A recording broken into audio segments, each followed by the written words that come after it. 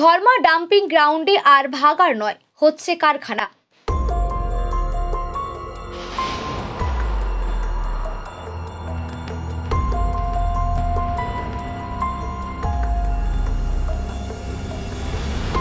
মেদিনীপুর শহর তো বটেই, জেলার বিভিন্ন প্রান্ত থেকে লরিতে করে নিত্য পরিত্যক্ত আবর্জনা গত 60 বছরের বেশি সময় ধরে ফেলা হচ্ছিল মেদিনীপুর শহরের পাশে ধর্মা ডাম্পিং গ্রাউন্ডে।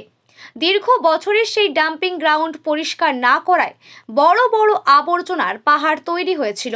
প্রায় 3 বছর আগে সেই পাহাড় সরানোর কাজ শুরু করেছিল মেদিনীপুর পৌরসভা। হয়েও গিয়েছে অনেকটা, যার নেপথ্যে ছিল রাজ্যের স্টেট আরবান ডেভেলপমেন্ট এজেন্সি দপ্তরের সহযোগিতা নিয়ে মেদিনীপুর পৌরসভা বিশাল সেই আবর্জনার পাহাড় কেটে 3 ভাগে ভাগ করে আবর্জনাকে বিভিন্ন জায়গাতে সরাচ্ছিল। প্রায় 30% সম্পূর্ণ সেটি। সেই কাজ আর কতখানি বাকি, শেষ হলে এর পরের পর্যায়ে কী করা হবে তা পরিকল্পনা করতেই শুক্রবার দুপুরে ধর্মা ডাম্পিং গ্রাউন্ড পরিদর্শনে হাজির হয়েছিলেন স্টেট আরবান ডেভেলপমেন্ট এজেন্সির ডিরেক্টর তথা বিশেষ সচিব জলি চৌধুরী। পুরো চত্বর ঘুরে দেখে তিনি জানান, ধর্মা ডাম্পিং গ্রাউন্ডে যে ভাগাড় তৈরি হয়েছিল এতদিন, এবার সেটা আর থাকবে না।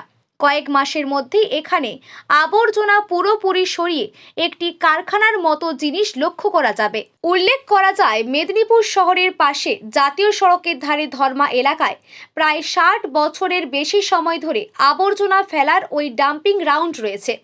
মেদিনীপুর ছাড়াও জেলার বিভিন্ন প্রান্ত থেকে লরিতে করে আবর্জনা নিয়ে এসে ওই স্থানে ফেলে চলে যেত লোকজন।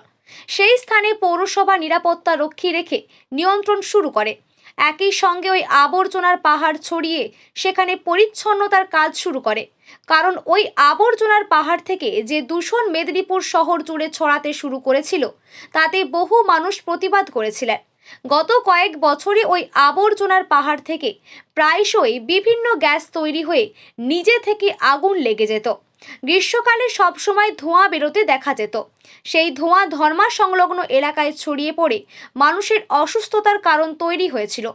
দফায় দফায় স্থানীয় বাসিন্দারা মেদিনীপুর পৌরসভাতে এসে বিক্ষোভ দেখিয়েছে। বিক্ষোভের মুখে পড়ে পৌরসভার পক্ষ থেকে আবর্জনা স্তূপের গ্যাস থেকে তৈরি হওয়া আগুন ও ধোঁয়া আটকাতে পাম্প বসিয়ে কর্মী নিয়োগ করে প্রতি মুহূর্তে জল দেওয়া হতো। দূষণ আটকানোর বিভিন্ন রকম পদ্ধতি অবলম্বন করা হয়েছিল। এর মাঝেই সেই আবর্জনা পাহাড় একেবারে পুরোপুরি খালি করার উদ্যোগের কথা শোনালেন সচিব জলি চৌধুরী। এই আবর্জনা পাহাড়ে 2,63,000 মেট্রিক টন আবর্জনা ছিল। ইতিমধ্যেই তার 40,000 মেট্রিক টন পরিষ্কার করা হয়ে গিয়েছে বায়োমাইনিং পদ্ধতিতে। প্রতিদিন 500 থেকে 550 টন আবর্জনা পরিচ্ছন্ন করা হয় এই মুহূর্তে। এবার অতিরিক্ত মেশিন লাগিয়ে 1,000 টনের বেশি আবর্জনা পরিষ্কার করার উদ্যোগ নেওয়া হয়েছে। জলি চৌধুরী জানান, এই আবর্জনাগুলিকে 3 ভাগে ভাগ করার মেশিন দিয়ে কাজ করা হচ্ছে, যার একটি ভাগ জৈব সার হিসেবে তৈরি করা হচ্ছে, অপর ভাগ প্লাস্টিক জাতীয় জিনিস। সেটি বিভিন্ন সিমেন্ট কারখানার জ্বালানি হিসেবে পাঠিয়ে দেওয়া হচ্ছে বিভিন্ন স্থানে। আরও একটি ভাগ যা অবশিষ্ট রয়ে যাচ্ছে, সেই অংশটি বিভিন্ন জমির সমতলীকরণে ব্যবহার করা হচ্ছে। 128টি পৌরসভাতে রাজ্য জুড়ে একই উদ্যোগ নেওয়া হয়েছে বলে জানিয়েছেন তিনি। এখানে আমাদের 2,63,000 মেট্রিক টন লিগ্যাসি ওয়েস্ট আছে, যেটা পুরোনো ওয়েস্ট এখানকার, সেটা এখানে জমে আছে। সেটার বায়োমাইনিং শুরু হয়েছে, প্রসেসিংটা শুরু হয়েছে। ইতিমধ্যে আমাদের প্রায় 40,000-45,000 টন প্রসেসিং হয়ে গেছে, ডিসপোজাল আমার 30,000 হয়েছে। কাজের দ্রুততা আরো বাড়বে। 15 তারিখ থেকে আরেকটা সেট মেশিন লাগবে, এটাকে ট্রমেল বলা হয়, ট্রমেল সেট লাগবে।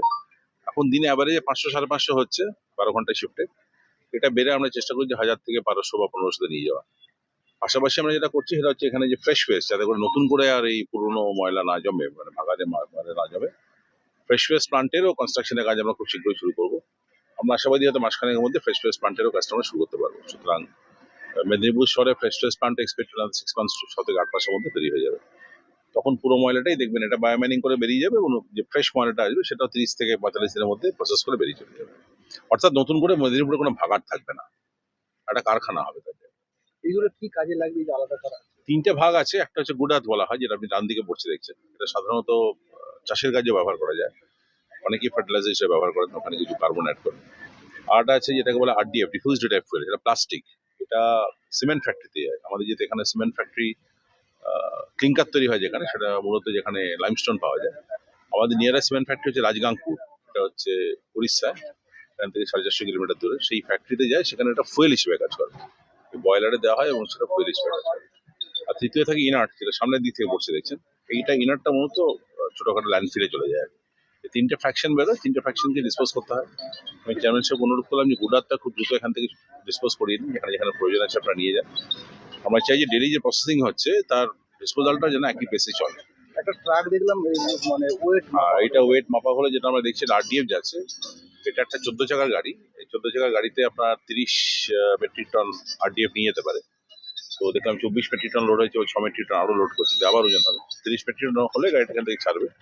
এক্সপেক্টেড 24 ঘন্টা বা 48 ঘন্টার মধ্যে এটা রাজগাংপুর প্লান্টে পৌঁছে যাবে।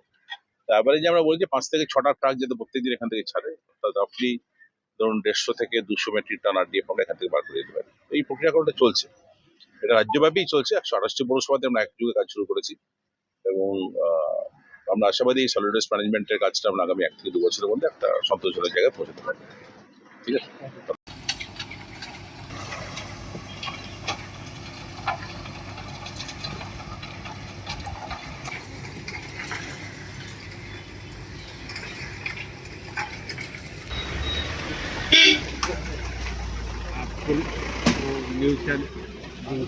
हाँ हम तो हाई हाई भेज देंगे हम भेज देंगे एकदम आए हैं এবার আমাদের তো ওখানে সেগ্রিগেটিং শুরু হয়েছে আমাদের ওখানে বড় বড় মেশিনের সাহায্যে। যা এত ডাম্পিং হয়তো 50 বছর তো হয়নি, সেটা কাজটা শুরু হয়েছে, যত তাড়াতাড়ি সম্ভব সেগ্রিগেট করা হচ্ছে এবং খুবই তাড়াতাড়ি ওটা পরিষ্কার পরিচ্ছন্ন হয়ে যাবে।